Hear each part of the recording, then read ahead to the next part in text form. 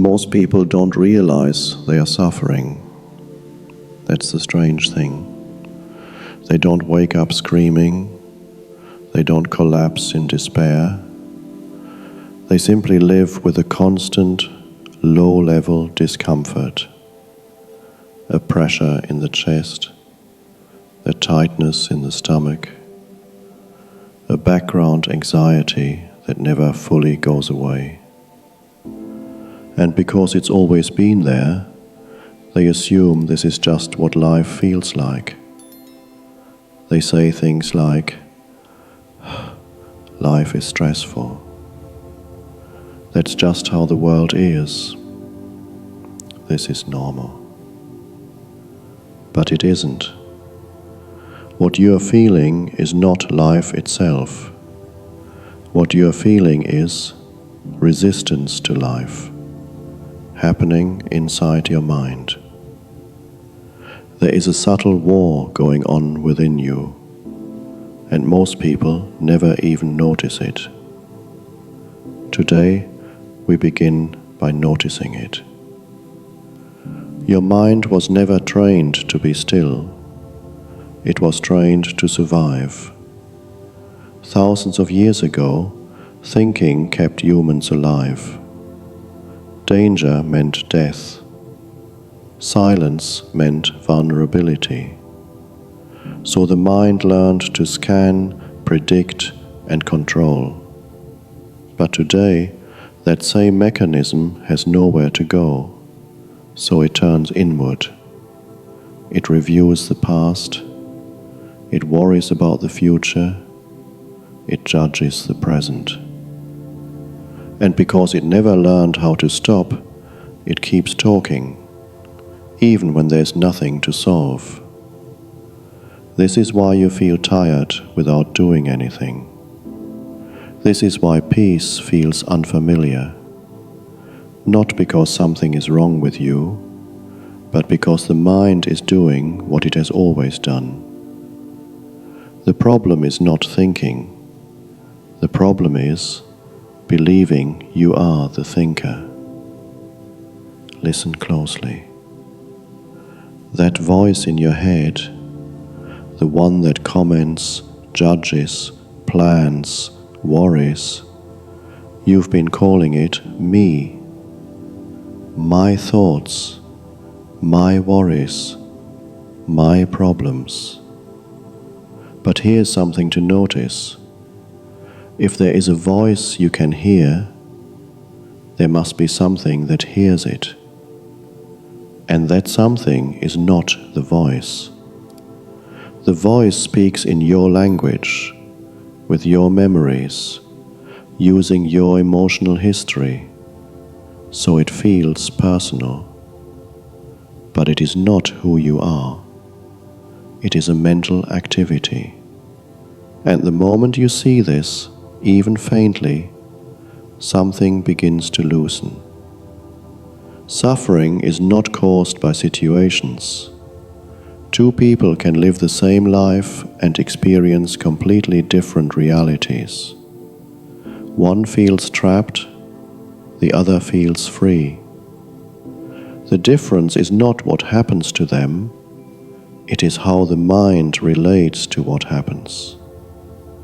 Suffering begins the moment the mind says, "This should not be happening." Resistance appears. Conflict begins.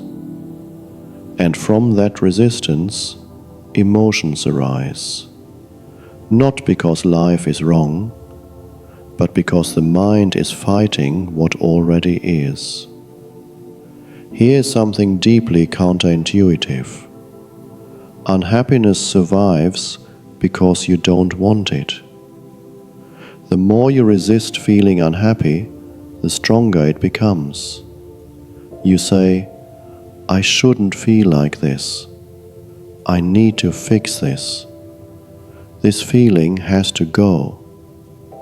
And the mind turns unhappiness into a problem. But what if you didn't fight it? What if, just for a moment, you allowed the feeling to be there? Not indulging it, not analyzing it, just allowing it, you may discover something unexpected. Unhappiness cannot survive openness. Acceptance does not mean resignation. It does not mean liking the feeling. It simply means not fighting what already exists. When you say inwardly, "This is what is present now," something relaxes. The mind stops feeding the story. The body softens. And without fuel, the emotion begins to dissolve on its own. Not because you fixed it, but because you stopped making it an enemy. The most unhappy people are often the most identified. They don't have unhappiness. They are it. Their story, their identity, their self-image has been built around suffering. And without realizing it, they protect it. Because losing suffering feels like losing themselves. This is why change feels threatening, not consciously, but on a deep psychological level. Freedom requires the courage to let go of who you thought you were. The moment you notice, "I am unhappy right now," you are no longer completely trapped in it. Awareness has appeared. And awareness is not part of suffering. It is the space around it. You don't need to force awareness. You don't need to create it. It is already here. The very fact that you are listening proves it. The body does not understand imagination. If a thought says, "Something is wrong," the body reacts as if it were true. Muscles tighten, breathing changes, energy contracts. This is why thinking creates physical pain. The suffering is real, even if the threat is imagined. By becoming aware of thought, you stop sending false danger signals to the body. At night, everything becomes obvious. Life is quiet. The room is safe. And yet, the mind creates a crisis. The pillow is not the problem. The blanket is not the problem. The problem exists only in thought. Seeing this clearly is one of the greatest awakenings. The mind tells stories about the past, about others, about what might happen, and emotions follow the story as if it were reality. But the story has no substance. It exists only when believed. Awareness breaks the spell. This is important. You are not here to improve your thinking. You are here to step out of identification with it. The sky does not fight clouds. The ocean does not chase waves away.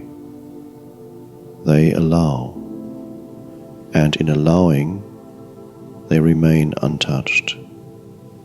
There are two levels of I: the surface identity, your personality, history, story, and the deeper I, the awareness that witnesses it all. Suffering belongs to the surface. Peace belongs to the depth. You haven't lost peace. You've been looking for it at the surface. The ego survives through resistance.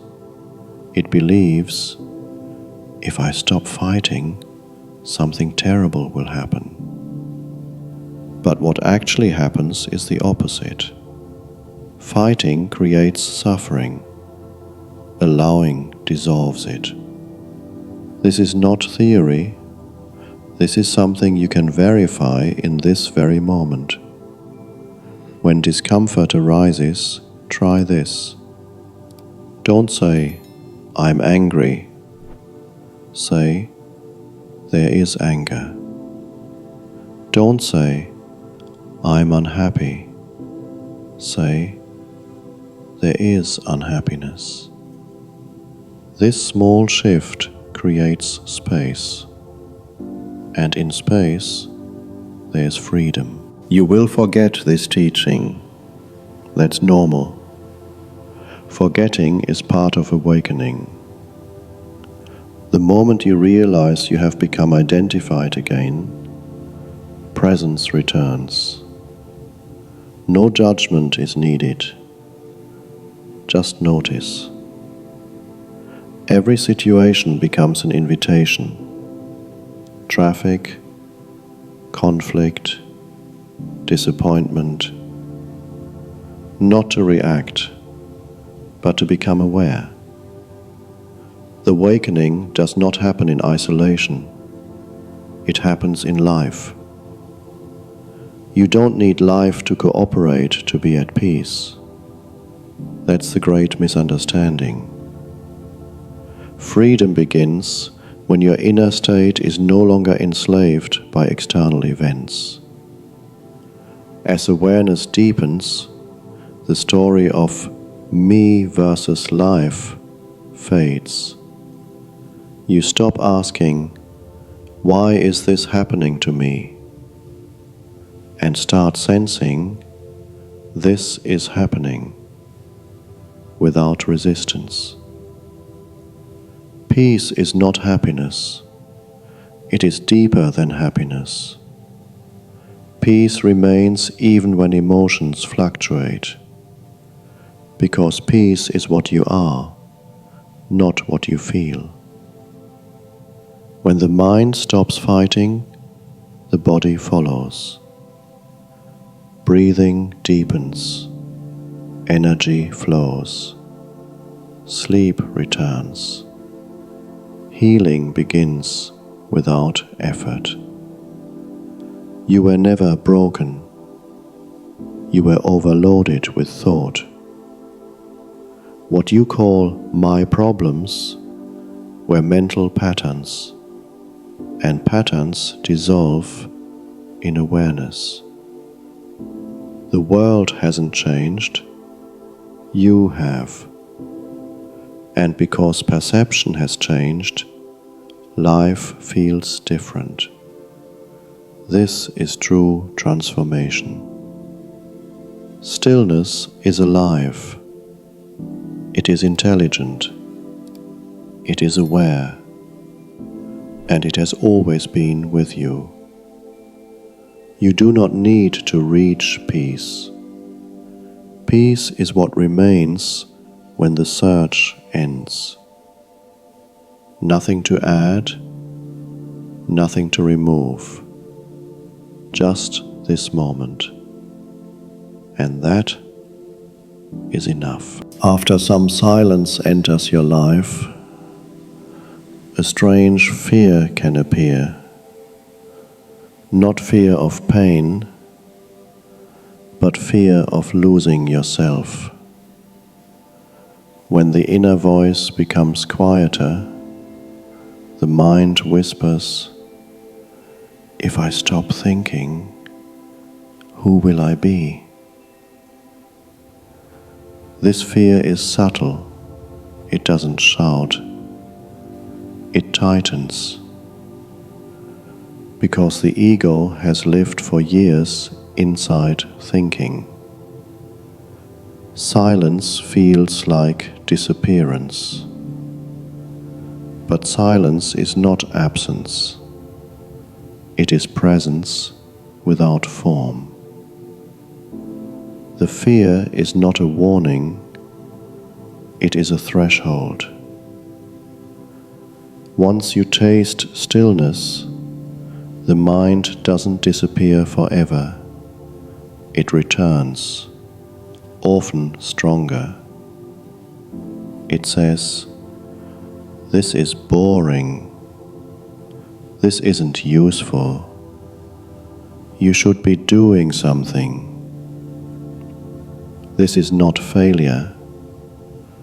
This is the mind testing whether it still controls you." Presence is not maintained by force. It is recognized again and again. Each return to awareness weakens identification. Each noticing trains freedom. Here is something few people admit. There is comfort in suffering. Not because it feels good, but because it feels familiar. The mind knows how to suffer. It has practiced it. Peace feels unfamiliar, wide, unstructured. So the mind recreates problems to regain control. Seeing this mechanism is a major awakening step. Not judging it, just seeing it. Thinking is not neutral. For many people, it functions like an addiction. Not because thoughts are pleasant, but because they provide identity. I am thinking creates I exist. In silence, the false I has nothing to stand on. That's why silence feels uncomfortable. Until it doesn't. Then it feels like home. There are moments when no problem is present, and yet the mind searches. What about my future?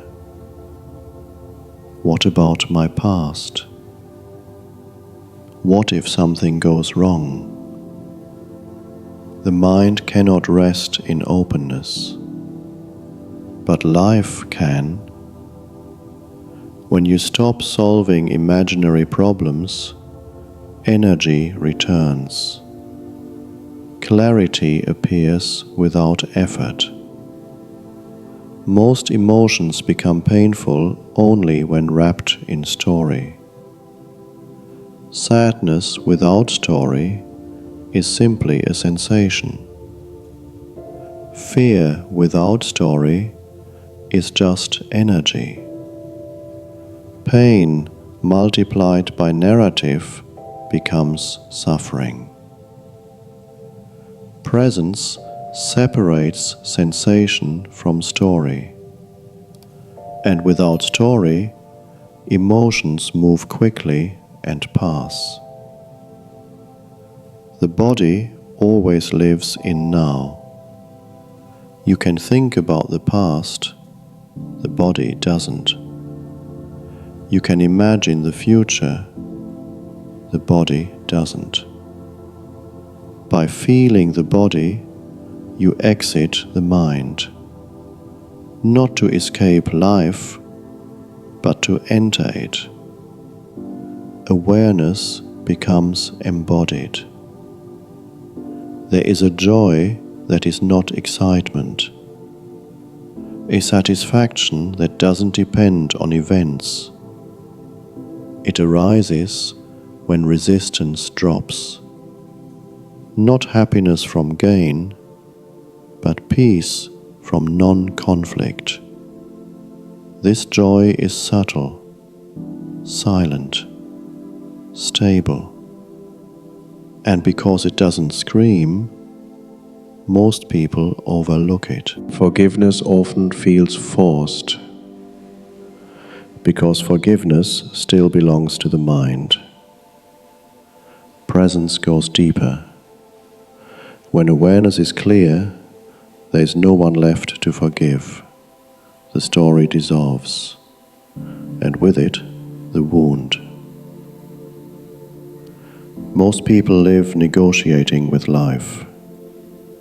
I'll be at peace when, I'll relax if, I'll accept this once it changes. Awareness refuses to bargain. It accepts what is, now. And, paradoxically, life becomes easier. Your life may look the same job, same people, same routines, but something fundamental shifts.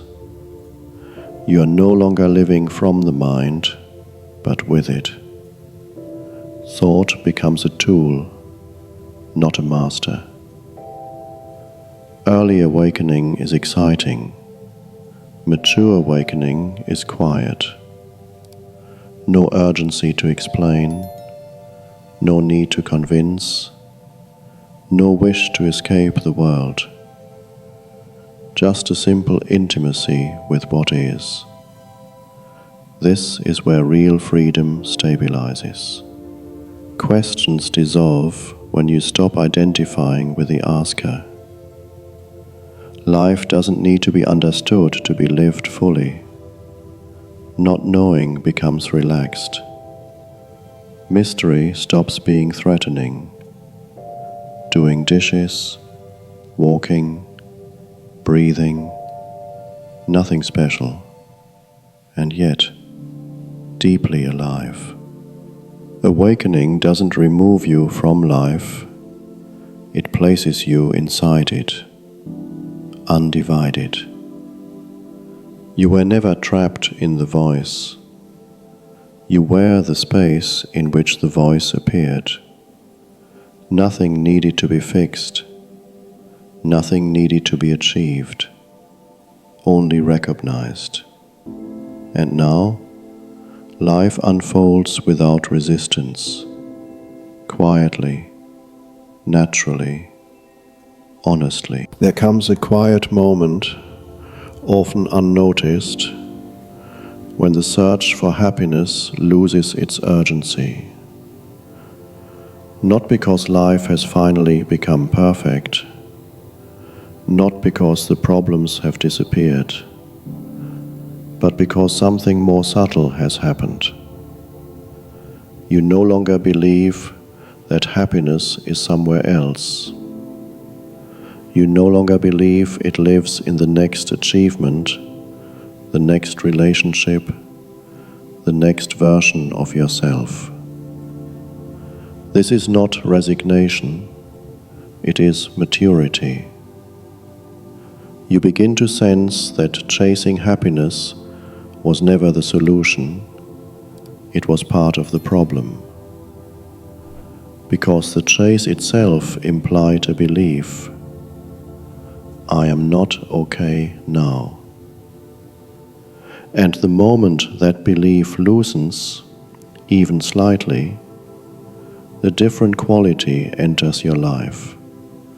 Not excitement, not pleasure, but ease. Life stops feeling like a task that must finally succeed.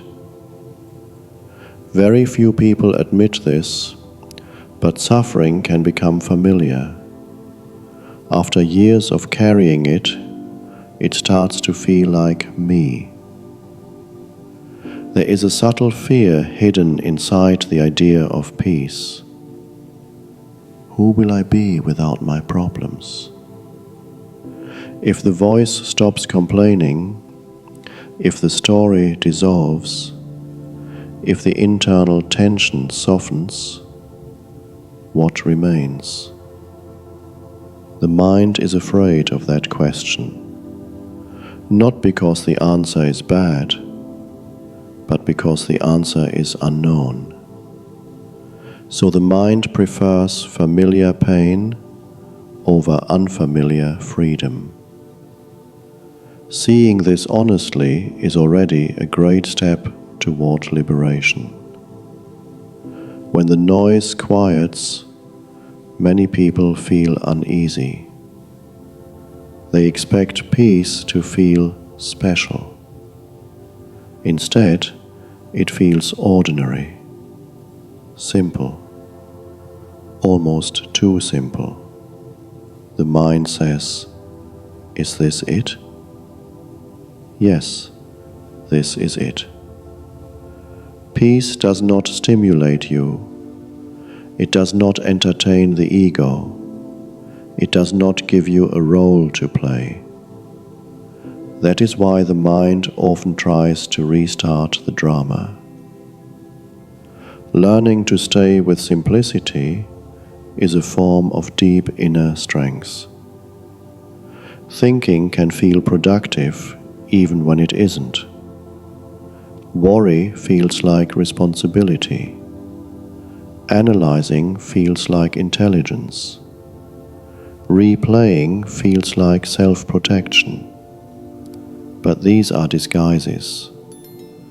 Unnecessary thinking is often an addiction to mental movement.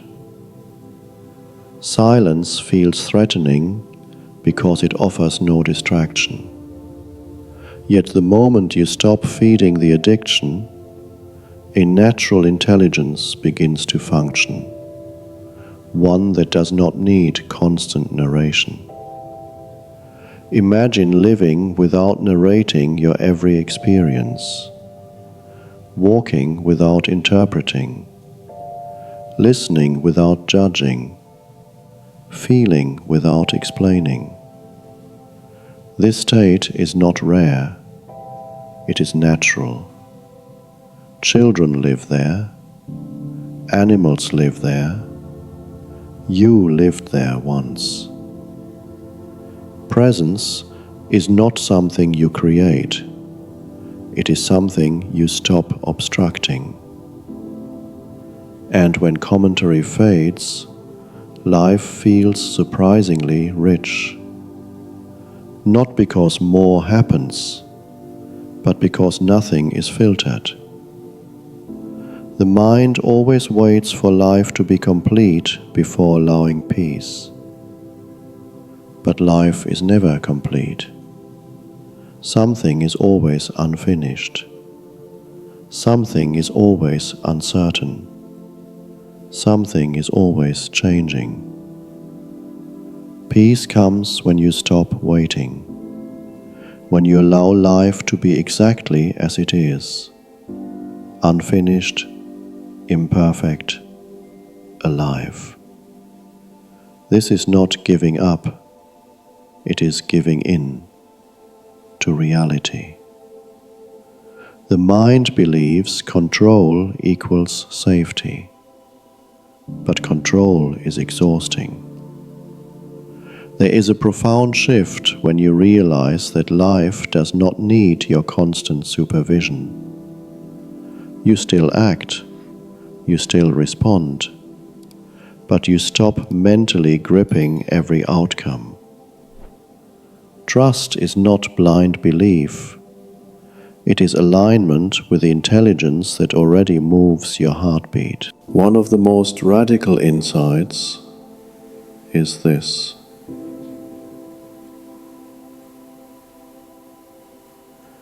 peace does not require change. Not inward change, not outward change. Change may come, but it is not a prerequisite. The moment you stop arguing with the present reveals a depth that was always there. And strangely enough, from that acceptance, change often happens naturally.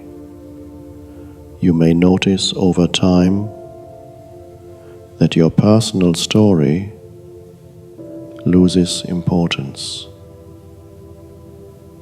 You stop defining yourself by what happened or what might happen. This does not make you passive, it makes you free. You become less heavy, less defensive, more responsive. Life becomes an experience, not a narrative you must constantly maintain. There is nothing dramatic to reach, no final achievement, no permanent state to hold, only a gentle remembering, again and again, of who you are beneath thought, beneath emotion, beneath unhappiness. This remembering does not shout, it does not demand belief, it simply remains. And when life becomes difficult again, as it sometimes will, you will know where to return, not to answers, but to presence.